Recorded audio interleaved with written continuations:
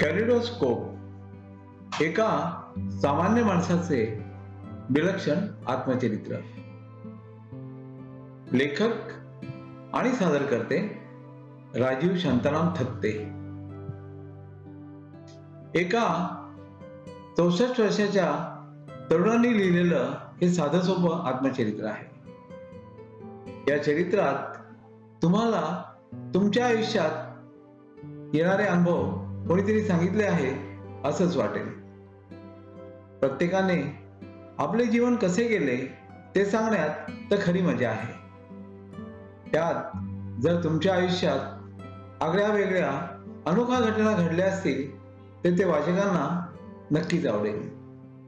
मी तसाच प्रयत्न केला आहे. तुम्हाला या चरित्राच्या रूपाने एका सामान्य माणसाचे विलक्षण जीवन कळावे हाच या कॅलिडोस्कोपचा उद्देश आहे. कॅलिडोस्कोप मध्ये जसजसे रंग, आकार, प्रकार बदलत जातात किंबहुना कॅलिडोस्कोप हलवताना पुढल्या क्षणी तो कोणता आकार दाखवणार आहे याचीही आपल्याला कल्पना नसते. आयुष्यही असेच क्षणोक्षणी बदलत जाते. आपण कल्पनाही केली नसेल असे प्रसंग उद्भवतात, ओढवतात. ते सारे वाचण्यातही एक वेगळीच मजा असते. दुसऱ्याचे आत्मचरित्र वाचताना आपण स्वतःचे आयुष्य कसे गेले, कसे घालवले त्याचाही वेध घेता येतो. तसा वेध घेण्याची इच्छा आपणा सर्वांना हो ही ईश्वरचरणी प्रार्थना. Rectal cancer. सन 2011 मध्ये वर्ष संपण्याच्या आसपास माझ्या विष्ठेमध्ये म्हणजे स्टूल्स मध्ये मला रक्त दिसायला लागलं. मी बेथनी हॉस्पिटलमध्ये डॉक्टर स्टीफन अल्फ्रेड यांच्याकडे गेलो. तपासणीनंतर त्यांनी मला सुरुवातीला मूळव्याधीवर औषध दिली. त्यानंतर जवळजवळ 3 आठवड्यानंतरही विष्ठेतून रक्तस्राव होत होता. डॉक्टर स्टीफननी मला सल्ला दिला की इंटेस्टाईन म्हणजे आतड्याची बायोप्सी करायला लागेल. ते काय तपासण्या करणार आहेत हे माझ्या बायको संध्या किंवा आशुतोषला न व्यक्त करता मी हॉस्पिटलला गेलो. बायोप्सी झाली. पुढच्या परीक्षणासाठी डॉक्टरनी नमुना लॅबोरेटरीला पाठवून दिला. बायोप्सी नंतर आतड्याचे जे व्रण होते त्याच्यातून रक्तस्राव सुरू झाला. डॉक्टरांनी मला बेथनी हॉस्पिटलमध्ये 1 दिवसासाठी ऍडमिट व्हायला सांगितलं आणि मला निरीक्षणाखाली ठेवलं गेलं. संध्याकाळी मी विचार केला की हॉस्पिटलमध्ये राहून संपूर्ण परिवारालाच त्रास द्यायला नको. मी डॉक्टरना खोटंच सांगितलं की रक्तस्राव आता बंद झाला आहे. त्यांनी माझ्यावर विश्वास ठेवला आणि मला डिस्चार्ज दिला. मी घरी आलो आणि डॉक्टरांनी कशा प्रकारे तपासणी केली ते संध्याला थोडक्यात सांगितलं. तू आता ठीक आहेस ना, तिने मला विचारलं. मी हो म्हणून खरं तर तिच्याशी खोटं बोललो. रात्री 11 वाजता खूपच अधिक प्रमाणात माझा रक्तस्राव सुरू झाला. मी मलविसर्जनासाठी वॉशरूम मध्ये गेलो, पण विष्ठेच्या ठिकाणी म्हणजे स्टूल्सच्या ठिकाणी रक्त पडायला लागलं. मी वॉशरूम मध्ये 5-6 वेळा गेलो आणि थोड्या थोड्या स्टूल्स बरोबर जवळपास अर्धा लिटर रक्त प्रत्येक वेळी निघून गेलं. मी अर्धवट बेशुद्ध होतो. संध्या, आशुतोष आणि अमृता तिघेही मला बेथनी हॉस्पिटलमध्ये घेऊन गेले. मी हॉस्पिटलच्या ICU मध्ये ऍडमिट झालो. हॉस्पिटलमध्ये ऍडमिट होणे माझ्यातून खूप सारं रक्त निघून गेलं. माझ्या रक्तात हिमोग्लोबिनचं प्रमाण 13.9 पासून 5.9 पर्यंत खाली आलं होतं. सकाळपर्यंत मला रक्ताच्या आणखी 2 थैल्या दिल्या गेल्या आणि त्यानंतर अंधेरीच्या कोकिलाबेन हॉस्पिटलमध्ये मला शिफ्ट केलं गेलं. ॲम्ब्युलन्समध्ये सुद्धा रक्त दिलं गेलं आणि हॉस्पिटलपर्यंत ही व्यवस्था केली गेली. जवळपास रक्ताच्या 6 ते 8 बॅग मला दिल्या गेल्या. हॉस्पिटलमध्ये डॉक्टरांनी माझ्या कुटुंबाला सांगितलं की वैज्ञानिक पद्धतीने इंटेस्टाईन म्हणजे आतड्यांची तपासणी ते करू इच्छितात. मग त्यांना रक्ताचं कारण काय आहे हे निश्चितपणे समजणे शक्य होईल. मगच पुढच्या कार्यवाहीविषयी निर्णय होऊ शकतो. या सगळ्या प्रक्रियेसाठी माझ्या कुटुंबानं त्यांची परमिशन दिली. मला ऑपरेशन थिएटरमध्ये आणलं गेलं आणि सोनोग्राफी सारखी एक तपासणी केली गेली. डॉक्टरांना आतड्यामध्ये रक्ताच्या काही नलिका फाटलेल्या अवस्थेत मिळाल्या, ज्यामुळे रक्तस्राव होत होता. त्यांनी माझ्या कुटुंबियांशी विचारविनिमय करून इमोबिलायझेशन सर्जरी केली गेली. डॉक्टरांनी त्या उघड्या झालेल्या रक्तनलिकांना बंद केलं आणि रक्तस्राव थांबवला. मला निरीक्षणाखाली 1 दिवस ठेवलं गेलं. रक्तस्राव थांबला होता. त्यांनी मला पुढल्या दिवशी डिस्चार्ज दिला. 1 दिवसाच्या उपचारांचा खर्चही 1 लाखाच्या वर गेला होता. घरी आराम करणं मी आवश्यक मानलं. माझ्या रक्तात हिमोग्लोबिनचं प्रमाण अजूनही 6.2 होतं.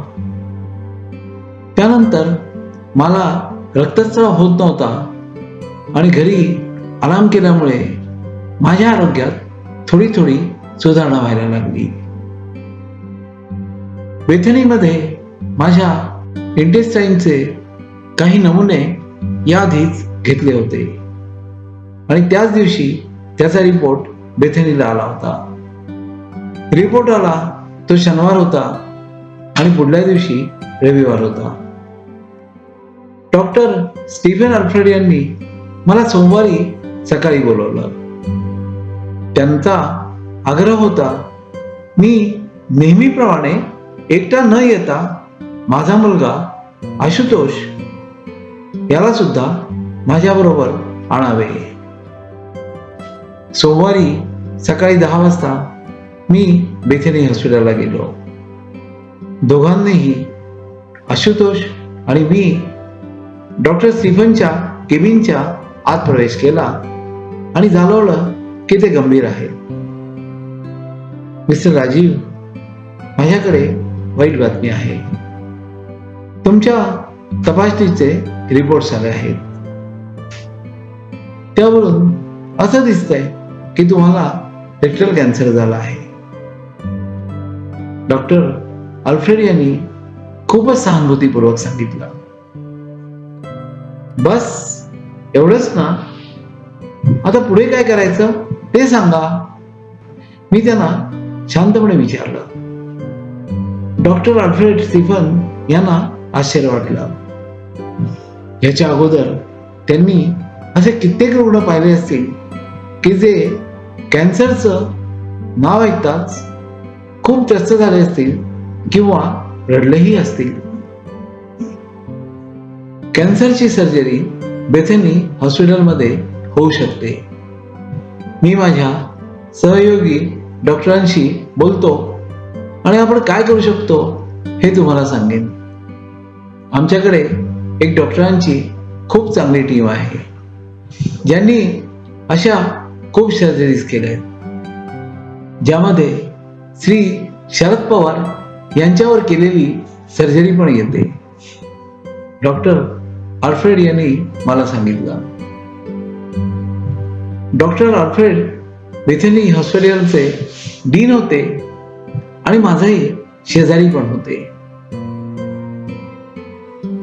ते मला म्हणाले की मला कॅन्सर झाल्याची बातमी सांगताना त्यांना म्हणजे डॉक्टर स्टीफनना खूप कठीण जात होतं. मी माझे कौटुंबिक मित्र डॉक्टर प्रकाश वैद्य यांना फोन केला आणि त्यांना रेक्टल कॅन्सर या रोगनिदानाबद्दल सांगून टाकलं. त्यांनी मला त्यांच्या क्लिनिकवर बोलवून घेतलं. दरम्यान डॉक्टर प्रकाश यांनी त्यांचे मित्र आणि टाटा कॅन्सर हॉस्पिटलचे डीन डॉक्टर राजेंद्र बडवे यांच्याशी बोलून ठेवलं होतं आणि दुसऱ्या दिवशी सकाळी 10 वाजताची त्यांची अपॉइंटमेंट घेतली होती. आम्ही तिघं, मी, आशुतोष आणि डॉक्टर प्रकाश म्हणून डॉक्टर राजेंद्र बडवे यांना भेटायला गेलो. डॉक्टर राजेंद्र बडवे टाटा कॅन्सर हॉस्पिटलच्या डीनने डॉक्टर महेश गोयल यांना त्यांच्या केबिनमध्ये बोलावून घेतलं. डॉक्टर महेश गोयल हे आतड्यांच्या कॅन्सरचे आणि त्याच्या सर्जरीचे इन्चार्ज होते. माझे पर्सनल मित्र राजीव थत्ते रेक्टल कॅन्सरचे रिपोर्ट्स घेऊन माझ्याकडे आले आहेत. कृपया तुम्ही त्यांना होईल तेवढं योग्य सहकार्य द्या, डॉक्टर राजेंद्र यांनी डॉक्टर महेश गोयल यांना सांगितलं. नंतर डॉक्टर राजेंद्र यांच्याशी बोलणं संपलं की नंतर माझ्या केबिनमध्ये या. केबिन 3ऱ्या मजल्यावर आहे. मला तुमचं परीक्षण करू द्या आणि मगच आपण पुढचा निर्णय घेऊ, डॉक्टर महेश यांनी सांगितलं. त्यांना तुम्ही तुमच्यासोबत आत्ताच घेऊन जा, डॉक्टर राजेंद्र यांनी त्यांना सांगितलं. मी, आशुतोष आणि डॉक्टर प्रकाश वैद्य डॉक्टर महेश यांच्याबरोबर त्यांच्या केबिनमध्ये गेलो. त्यांनी सगळे पेपर्स पाहिले. कोकिलाबेन हॉस्पिटलमध्ये केल्या गेलेल्या सर्जरीचे रिपोर्ट्स, औषधं पाहिली, माझी आधी झालेली ऑपरेशन्स, मी आलेला अर्धांगवात, एपिलेप्टी आणि डोक्याच्या सर्जरीचे पेपर्सही पाहिले. त्यांना पुढे पण तपासणी करायची होती. त्यांनी त्याच दिवशी या तपासणीची व्यवस्था केली. काही तपासण्या रिकाम्या पोटी करायच्या होत्या आणि त्या सर्व तपासण्यांसाठी त्यांनी मला पुढल्या दिवशी यायला सांगितलं. डॉक्टर प्रकाश वैद्य याच्यासारख्या मित्राने इतक्या कमी वेळात हे सगळं शक्य केलं आणि तेही सगळ्यात चांगल्या असलेल्या पर्यायांसह. माझ्या डोळ्यात अश्रू उभे आले, पण मी डॉक्टर वैद्याला तसं दर्शवणं टाळलं. थँक्यू प्रकाश, तू मला खूपच मदत केलीस, मी प्रकाश वैद्याला म्हटलं. कॅन्सरमधून बाहेर येण्यासाठी तुझ्यासारख्या मित्रांना मदत करणं हे तर माझं कर्तव्यच आहे. एका चांगल्या कारणासाठीच मी माझ्या संबंधाचा वापर केला आहे, डॉक्टर प्रकाश यांनी मला सांगितलं. सगळ्या आवश्यक त्या तपासण्या केल्या गेल्या. डॉक्टर महेश गोयल यांनी केल्या जाणाऱ्या सर्जरी करता 29 डिसेंबर हा दिवस ठरवला गेला. सर्जरीच्या आधी 1 दिवस अगोदर मला हॉस्पिटलमध्ये ऍडमिट केलं गेलं. ऑपरेशनच्या आधीची प्रक्रिया केली गेली. सर्जरी कोणत्या प्रकारे होणार आहे हे डॉक्टरांनी मला समजावून सांगितलं. एक शक्यता अशी आहे की सर्जरी नंतर स्टूल्स म्हणजे विष्ठा विसर्जन करण्यासाठी तुम्ही तुमच्या एनसचा म्हणजे मलद्वाराचा वापर जन्मावर करू शकणार नाही, डॉक्टरनी मला समजावलं. मग मी मलविसर्जन कसं करेन, मी उत्सुकतेने विचारलं. आम्ही आतड्यांमध्ये एक छिद्र किंवा भोक बनवू आणि एक स्टोमा थैली त्याला जोडून देऊ. तुम्ही विष्ठेला आपोआप या थैलीमध्ये टाकून द्या. जशी ही बॅग भरून जाईल तशी तुम्हाला ती ताबडतोब रिकामी करावी लागेल. तुमचं युरिन म्हणजे मूत्रविसर्जन मात्र सर्वसाधारण पद्धतीनेच होईल. डॉक्टरनी मला समजावलं. आम्ही 4-5 महिन्यानंतर या थैलीला काढण्याचा आणि तुमचे मलद्वार म्हणजे एनस आतड्यांना म्हणजे इंटेस्टाईनला जोडायचा प्रयत्न करू. जर इंटेस्टाईन आणि एनस म्हणजे गुदद्वार आम्हाला जोडता आलं नाही तर तुम्हाला कदाचित संपूर्ण आयुष्य या थैलीसोबतच काढावं लागेल आणि त्या प्लास्टिक थैलीतूनच मलविसर्जन करावं लागेल. डॉक्टरनी मला संयमानं सांगितलं. सर्जरीच्या अगोदर या कल्पना आपण कशाला करायच्या, मी डॉक्टरना मोठ्या आत्मविश्वासानं सांगितलं. सर्जरीचा दिवस आला. न्हाव्यानं माझ्या पूर्ण शरीराला शेव केलं. डॉक्टरांनी मला तपासलं. स्ट्रेचरवर ठेवलं गेलं आणि मला ऑपरेशन थिएटरमध्ये आणलं गेलं. संध्या, आशुतोष, त्याचा मित्र सुनील मोहिते आणि अमृताने मनापासून त्यांच्या मला शुभेच्छा दिल्या. बाहेर थांबलेल्यांना मी म्हणालो, पुन्हा भेटूया. आणि स्ट्रेचर ट्रॉली ऑपरेशन थिएटरमध्ये गेली. डॉक्टर महेश गोयल आणि इतर 10-12 डॉक्टर्स तथा परिचारिका प्रसन्नपूर्वक माझी वाट पाहत होते. त्यांच्यासाठी कॅन्सरचं ऑपरेशन ही नित्याचीच बाब होती. राजीव, तुम्ही कसे आहात, डॉक्टर महेश यांनी मला विचारलं. मी त्यांच्याकडे प्रसन्नतेनं पाहिलं. हे भूलतज्ञ म्हणजे अनेस्थेटिस्ट आहेत. ते तुम्हाला अनेस्थेशिया देण्यासाठी एक छोटंसं इंजेक्शन देतील. एक उंच डॉक्टर माझ्या जवळ आले आणि मला अनेस्थेशिया द्यायला गेला. मी पुढच्या काही मिनिटातच गाढ झोपी गेलो होतो. दुसऱ्या दिवशी सकाळी ICU मध्ये मी उठलो तेव्हा मला कोणीतरी गुड मॉर्निंग म्हणत होतं. माझ्या कुटुंबियांच्या समवेत डॉक्टर प्रकाश वैद्य आणि डॉक्टर गिरीश सबनीस हजर होते. या जगात परत येण्याचा मला आनंद होत होता. एक असं जग जिथे माझा चांगला परिवार आणि जीवाचे कंठस्थ मित्र होते. कसा आहेस तू, डॉक्टर प्रकाश यांनी मला विचारलं. तो प्रसन्न दिसतोय, डॉक्टर गिरीश यांनी त्याला प्रत्युत्तर दिलं. मी माझ्या कुटुंबियांकडे पाहिलं. त्यांचे चेहरे हसरे होते. मी त्यांना छोटासा स्माईल दिला. दुपारी हॉस्पिटलच्या कर्मचाऱ्यांनी मला रूम मध्ये शिफ्ट केलं. मला खूप साऱ्या नळ्यांना जोडलेलं होतं आणि माझ्या पोटाला एक रिकामी थैली जोडलेली होती, ज्यामध्ये स्टूल्स म्हणजे विष्ठेला विसर्जित होण्यासाठी 1 इंच लांब छिद्र होतं. एक नळी पण जोडलेली होती.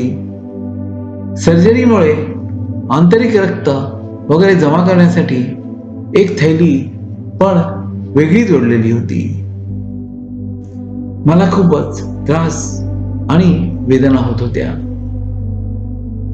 मी वेदना थांबवण्याविषयी डॉक्टरना विचारलं. मला वेदनाशामक द्या, मी डॉक्टरना विनंती केली. सिस्टरनं मला इंजेक्शन दिलं. दुसऱ्या दिवशी डॉक्टर महेश 5-6 डॉक्टरांसोबत आले. आजपासून तुम्हाला चालायला सुरुवात करायची आहे. तुम्ही गॅलरीमध्ये जा आणि बाहेरची दृश्य प्रसन्नपणे पहा.